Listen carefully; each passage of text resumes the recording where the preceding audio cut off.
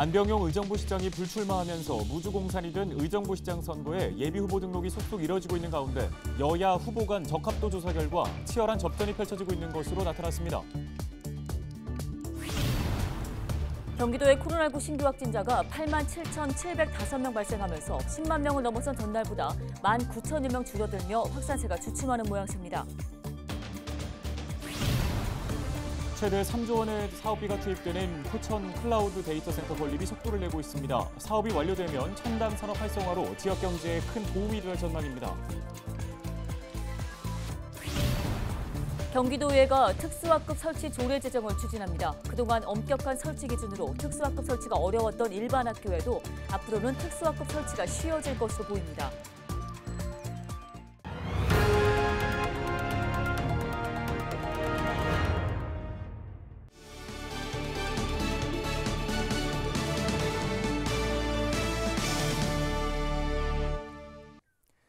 시청자 여러분 안녕하십니까? 헬로티비 뉴스입니다. 안병용 의정부시장의 불출마로 무주공산이 된 의정부시장 선거에 예비후보 등록이 속속 이뤄지고 있습니다. 25일까지 더불어민주당에선 2명이, 국민의힘에선 4명이 후보 등록을 마쳤는데요. 이미 출마 의사를 밝힌 인사들도 있어 후보 등록은 앞으로도 계속될 것으로 보입니다. 네, 경기일보가 의정부시장 후보 적합도 여론조사를 실시했습니다. 여야 모두 후보 간의 접전이 펼쳐지는 모양새입니다. 이지훈 기자입니다. 먼저 더불어민주당의 차기 의정부시장 후보로 누가 가장 적합한지 물었습니다.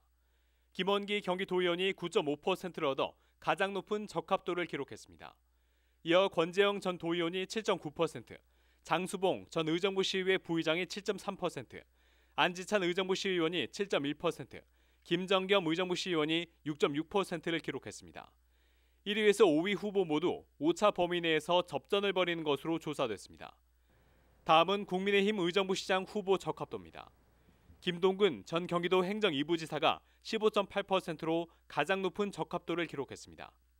이어서 이모석 의정부시의원이 10.6%, 강세창 경기도당 4차 산업경제위원장이 9.8%, 구구회 의정부시의회 부의장이 9.2%, 김환철 경민대 교수가 3.2%로 뒤를 이었습니다. 차기 의정부시장으로 어느 정당 후보를 지지할 것인지 물었습니다.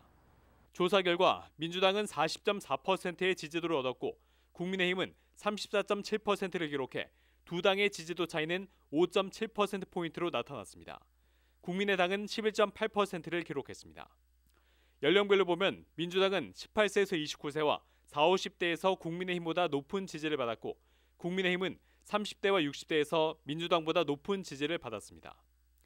이번 여론조사는 경기일보가 지난 19일부터 이틀간 조원 C&I 의뢰에 의정부시에 거주하는 만 18세 이상 남녀 502명을 대상으로 무선 ARS 조사로 실시했으며 표본 오차는 95% 신뢰 수준의 플러스 마이너스 4.4%포인트입니다.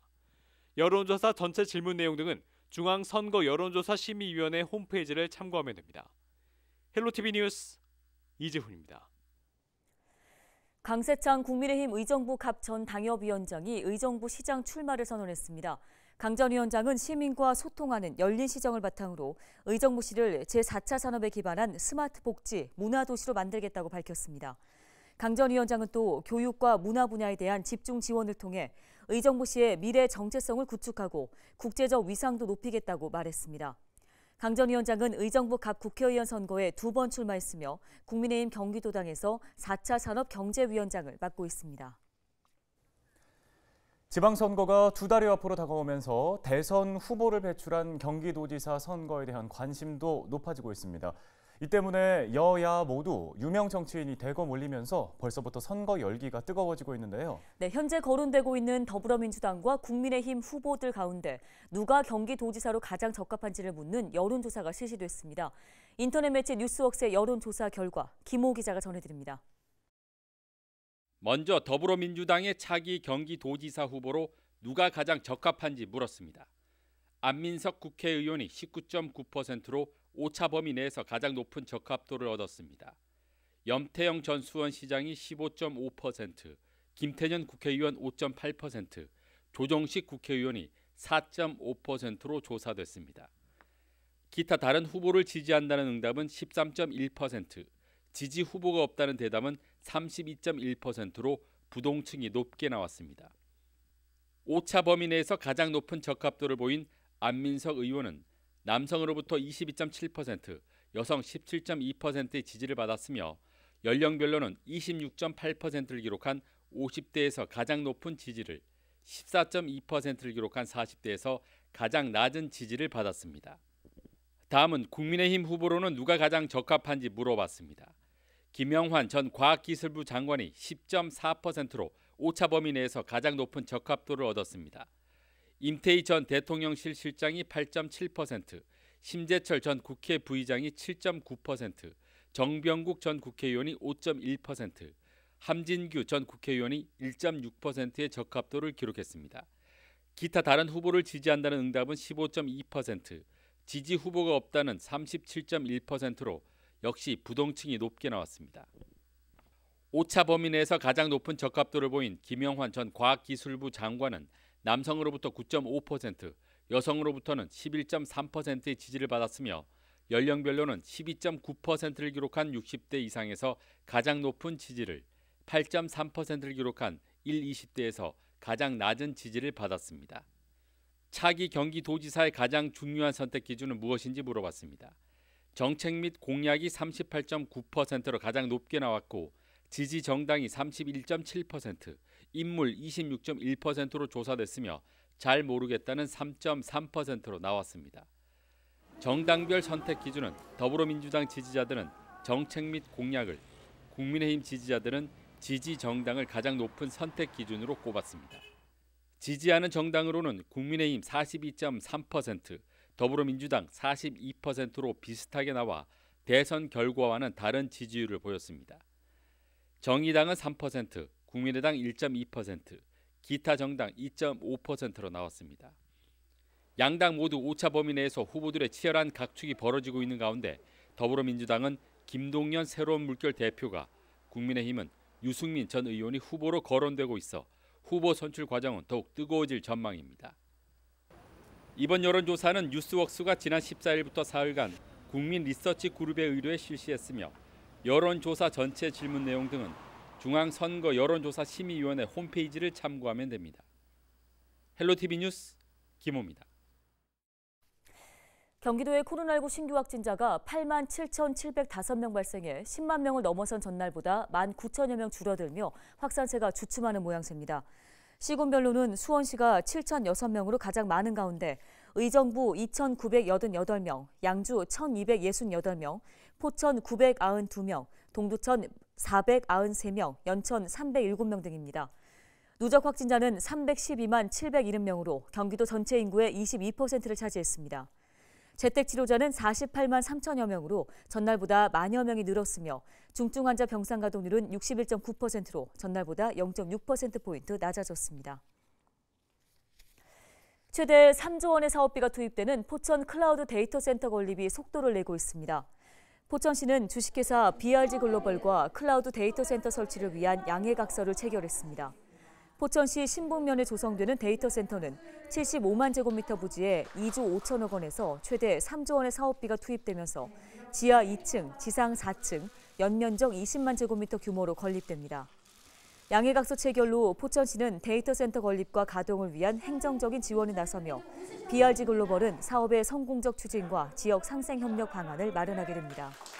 포천시는 데이터 센터가 건립되면 세수 증대와 고용 창출은 물론 정보 시스템 통합 기업과 IT 기업 유치로 지역 경제가 활성화될 것으로 기대하고 있습니다. 그동안 엄격한 설치 기준으로 특수학급 설치가 어려웠던 일반 학교에도 앞으로는 특수학급 설치가 쉬워질 것으로 보입니다. 경기도의회 교육기획위원회는 최경자 의원이 대표 발의한 경기도교육청 특수학급 설치 및 지원 조례안을 통과시켰습니다. 조례안은 특수학급 설치 기준을 완화해 특수학급 설치를 용이하게 하는 건 물론 특수교육 대상 학생의 배치 계획 수립과 특수학급에 대한 행정적, 재정적 지원 근거를 담고 있습니다. 상임위를 통과한 조례안은 오는 31일 본회의에서 최종 의결될 예정입니다.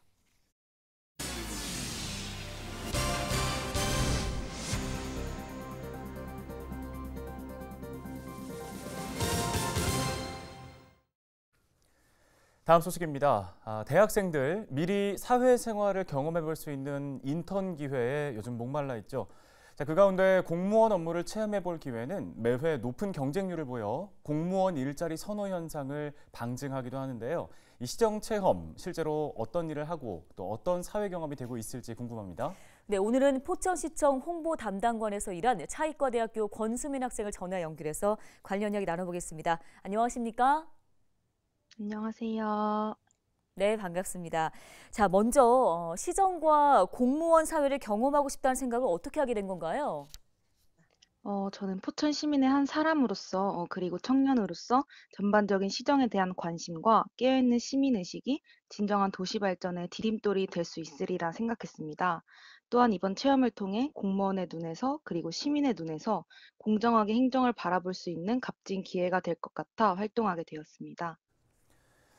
네, 포천시청에서 일을 하면서 보람됐던 순간 또 잊을 수 없는 기억들이 있을 것 같은데요. 소개를 좀 해주실까요? 인턴 활동을 하면서 나처럼 다양한 행정 경험을 얻은 학생이 있을까 싶을 정도로 홍보 담당관 팀원분들의 열정과 에너지가 업무 경험의 크기에도 큰 영향을 주었던 것 같습니다. 또한 저에게 있어서 단순한 체험의 경험이 아닌 앞으로의 사회생활에 대한 전반적인 방향과 목표를 정할 수 있었기에 모든 순간들이 값지고 의미 있는 시간들이었습니다. 네, 최근 조사를 보니까 대학생 10명 중에 3명이 공무원 시험 응시 계획이 있는 것으로 조사가 됐는데요. 주변에 공무원 시험 준비를 하고 있는 친구들에게 경험을 해본 공무원 사회를 통해 전해주고 싶은 말이 있다면 어떤 게 있을까요? 실제로 주변에 대학을 다니면서 혹은 휴학을 하면서까지 공무원 시험을 준비하는 친구들이 많은데요. 대개 공무원이 되고 싶은 이유는 안정적인 일자리라는 점이라고 합니다.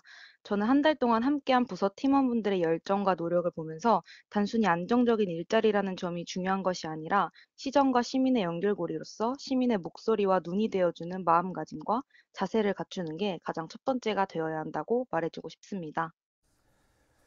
네, 이번 인턴 활동을 통해서 권수민 학생도 또 마음가짐이나 세상을 바라보는 시각에도 변화가 생겼을 것 같은데요. 어떻습니까?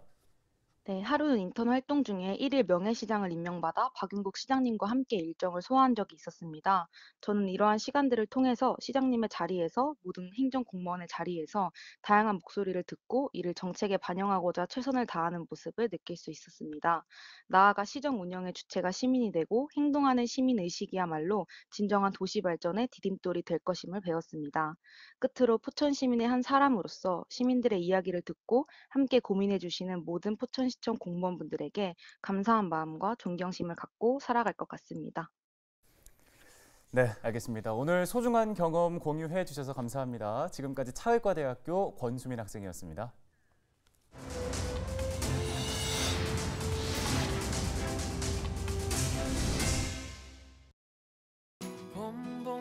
봄이 왔네요. 우리가 처음 만났던 그때 향기 그대로. 네, 이번 주말 남부 지역부터 벚꽃 구경이 잇따를 것으로 보입니다. 전남과 경남, 부산 일부 지역 벚꽃은 이미 활짝 피기 시작했고요. 다음 주부터 중부 지역과 수도권 지역에서도 벚꽃 행렬을 볼 수 있을 것으로 보입니다. 자, 봄나들이를 기다려온 우리에게 반가운 소식이 아닐 수 없는데요. 코로나19 확산 걱정 때문에 그동안 발길을 막았던 지역 곳곳의 벚꽃 명소들도 올해부터는 손님을 맞는다고 하니 여간 반가운 일이 아닐 수 없습니다. 하지만 봄꽃 축제를 보기는 아직 이른 것 같습니다. 코로나19 확산세가 정점에 이르고 있어 전국 대부분의 지자체들이 올해 역시 봄꽃 축제를 열지 않기로 했습니다. 봄나들이 이전에 방역 걱정을 우선해야 한다는 사실을 다시 한번 잊지 말아야 할 것 같습니다. 방역 수칙과 함께하는 벚꽃 구경, 그래도 반가운 소식이겠죠? 데일리 브리핑이었습니다.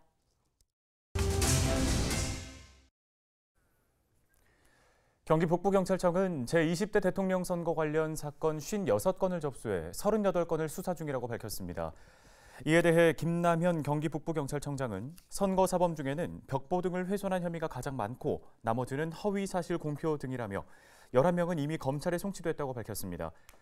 김 청장은 선거에 영향을 미치는 각종 시설물 설치와 관련한 첩보도 입수해 수사 중이라며 공소시효가 선거일 후 6개월 내인 공직선거법 위반 사건은 법과 원칙에 따라 엄정하게 수사할 것이라고 말했습니다.